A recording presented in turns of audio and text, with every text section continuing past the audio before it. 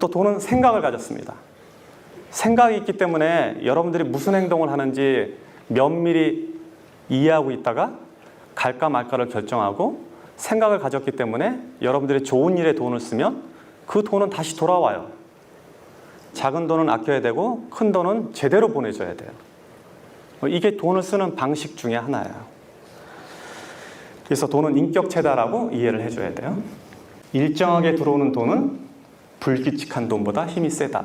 사업이나 자기 생활에서 이거를 이해 못하는 사람들은 절대 돈을 못 모읍니다. 일정하게 들어오는 것 자체가 어마어마한 힘이에요. 아까 내가 중력 얘기했죠. 중력. 큰 돈은 상대적으로 작은 돈보다 중력이 셀 거예요. 그런데 일정하게 들어오는 돈은 한 번에 몰려다니는 돈보다 힘이 세요. 매달 100만 원씩 버는 사람은 1년 내내 굶다가 어느 날 1000만 원 버는 사람보다 힘이 세다는 얘기예요. 이거를 캐시플로우라고 얘기해요. 일정하게 물이 들어오는 거. 비가 일정하게 골고루 오면 곡물도 자라고 온도를 유지하거나 세상을 사는데 편리한데 만약에 한 번에 비가 몰아서 오면 어떻게 될까요? 연량 강수량이 200mm밖에 안 되는데 1년 내내 안 오다가 200mm 한 번에 와. 이러면 우리 풍수로 죽게 되는 거예요. 돈도 똑같은 거예요. 그래서 돈을 어디 가서 일당으로 돈이 많이 버는 사람들 있죠. 뭐 기계 고치고 뭐 설비해갖고 하루에 30만 원, 50만 원 버는 사람들 돈을 못 벌게 돼 있어요. 그 구조적으로. 여러분 수입보다 몇 배 되는 것 같지만 실제로 그런 사람들은 일정하게 돈이 들어오지 않기 때문에 그 돈을 모을 능력이 사라져버려요. 사업도 마찬가지예요. 매출이 주말에 500만 원 오르는 거 아무 의미 없어요. 매일 100만 원 오르는 게 더 좋은 거예요. 왜냐하면 일정하게 들어오는 돈은 그 돈 자체가 강력한 힘을 갖고 있어요. 이렇게 사람들이 많은 데 가면 경찰 몇 명이 군중 전체를 통제할 수 있죠. 통제할 수 있는 힘이 뭐예요? 그거는 조직화되어 있기 때문에요. 우리는 조직이 안 돼 있는데 경찰들은 조직화되어 있고 명령 체계화되어 있기 때문에 수많은 군중을 통솔할 수 있다고요. 일정하게 들어오는 돈은 조직화된 돈이라고 봐야 돼요. 그래서 그 돈은 다른 돈들을 이겨요. 큰 돈, 목돈 2천만 원, 3천만 원 들어오는 거 아무 의미 없어.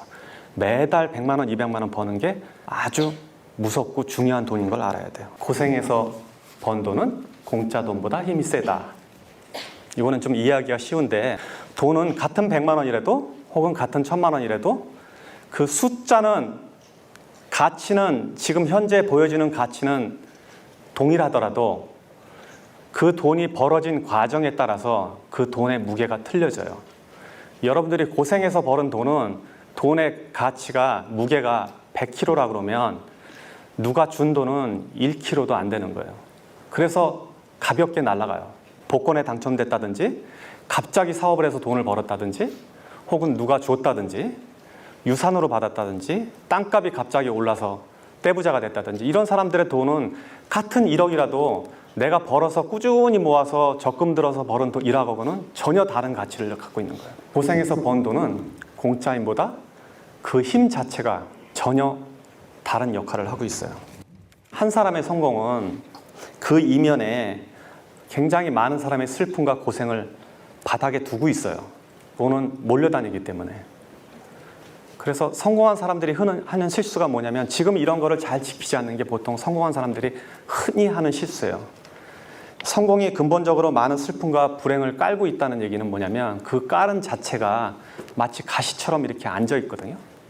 그래서 그 가시를 다독이지 않으면 결국 가시는 내 몸을 찔러서 돈을 많이 벌어도 다시 돈을 흩어지게 만드는 힘을 갖는다고요. 이런 원리들을 이해해야지 우리가 돈을 모으고 관리하고 유지하고 더 확장해 나갈 수 있는 거예요. 성공하고 나면 혹은 성공하기 전에 이 원리를 이해해야 돼요. 이 원리를 이해하지 못하는 많은 창업가들, 사업가들 혹은 젊은 친구들이 사업에 나가서 많은 돈을 벌었을 때 불과 몇 년 만에 혹은 순식간에 다시 바닥으로 내려앉는 것은 당연한 이치예요. 그래서 공공물품이라든지 세금으로 어떻게 마련한 시설물, 형태, 서비스 이런 것조차도 이게 공공자산이면 결국 그 안에 내 돈도 있고 남의 돈도 있잖아요. 남의 돈을 존중하는 태도가 자신의 돈을 존중하는 태도와 동일해져요. 예를 들면 미국의 사업가들은 주식회사로 회사를 움직인다 그러면 그 주식회사의 자기 지분만큼 다른 사람들의 지분이 있다는 걸 이해하기 때문에 사적으로 회사 일을 쓸 때와 공적으로 쓸 때 구분을 굉장히 명확하게 하는 편이에요. 그런데 여기서 회사를 운영하는 사람들 중에 상당히 많은 사람들은 회사에 불과 몇 프로의 지분을 갖고 있고 사장이긴 해도 이 전체를 자기 재산으로 이해를 한다고요. 그런 사람을 나무라는데 보통 우리들도 흔히 일상에서 그런 실수를 저지르게 된다고요. 그래서 남의 돈을 대하는 태도는 곧 내 돈을 대하는 태도와 동일하다고 이해를 하셔야 돼요. 이거를 조금 더 설명하면 이제 수학이론이라고 나오는데 제가 책에 쓴 글이에요. 여러분들이 저보다 책을 더 잘 알더라고. 공부한 사람도 막 앉아갖고 몇 페이지에 뭐 있다고 막 얘기하는데 여러분들이 쓴 글 중에 누가 옮겨놓은 거 보면 야 이거 글 잘 썼다 그러고 알고 보면 내 글이더라고. 그래서 여러분들이 더 이해를 잘할 텐데 이제 수학이론을 조금 설명할게요. 수학이라는 건 뭐냐면 이 사람이 부자가 되는 과정을 제가 유추해서 설명한 글이에요. 수각이 크다는 건 수각이라는 거는 물을 받는 돌이거든요. 절에 가면 많이 있어요. 물이 그 안에 흘러 들어오면 그 흘러 들어오는 물을 모았다가 일부를 내보내고 계속 모을 수 있게 하는 구조인데 우리가 저런 돈의 철학을 잘 이해하지 못하면 수각 자체가 없어져요. 그릇 자체가 작아져서 돈이 모아지지 않는 형태를 말해요. 그래서 돈에 대한 이해를 저렇게 명확하게 하면 수각이 크기 때문에 항상 돈이 들어오고 항상 큰 돈이 내 안에 남아있단 말이에요. 이 가치를 유지할 수 있는 게 바로 지금 제가 말한 몇 가지 원리예요. 이렇게 돈에 대해서 이야기를 하면 이제 어떻게 돈을 벌어야 될까라고 고민해보죠. 돈이라는 거는 그게 모여지려면 그 모여진 것 자체가 이렇게 모여지려면 일정한 규모가 이루어져야 돼요. 회사도 마찬가지예요. 회사가 막 초기 성장하는데 회사가 좀 크니까 미리 사회적 기업을 만드는 사장들이 있어요. 막 직원들한테 월급 막 굉장히 업계보다 훨씬 더 주고 막 차 사주고 막 배당 주고 이러는 사람들이 있어요. 국가도 그렇게 하는 경우 있습니다. 그렇지만 지금 현재 이런 상황을 유추해서 보면 내가 자본을 모아서 이 자본이 다른 자본을 끌어들이기 전까지는 모으는 게 더 현명한 일이에요. 만약에 가족을 도와준다고 해도 그 이후에 그 자본이 잉여 자본이 재산을 만들어질 때까지 기다렸다가 도와주는 게 나는 더 합리적으로 봐요. 하나의 장수가 왕이 되는 과정에서 전쟁을 통해서 재산을 모아갈 거예요. 이 재산을 모으는데 계속 나눠줬다 그러면 국가를 형성할 수가 없어요. 회사도 마찬가지거든요. 회사가 막 성장하면 직원들은 이렇게 회사가 커지는데 더 달라, 보너스 달라 이렇게 하는데 그 현명한 사장이라면 그걸 굉장히 적절하게 분배할 거예요.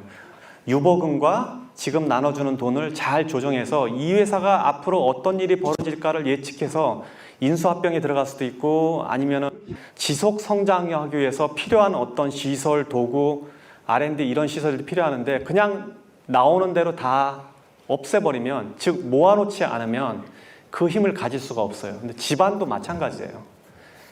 책임감을 느끼는 것 자체는 되게 좋은 일이고 현명한 일인데 책임감을 나중에 지세요. 굶어 죽는다면 내가 이 얘기 못 하는데 그런 게 아니라면 모아서 나중에 도와주는 게 더 현명해요. 제가 만약에 재산을 버는 과정 중에서 저분대로 했더라면 우리 가족들이 지금 혜택을 못 받았을 거예요.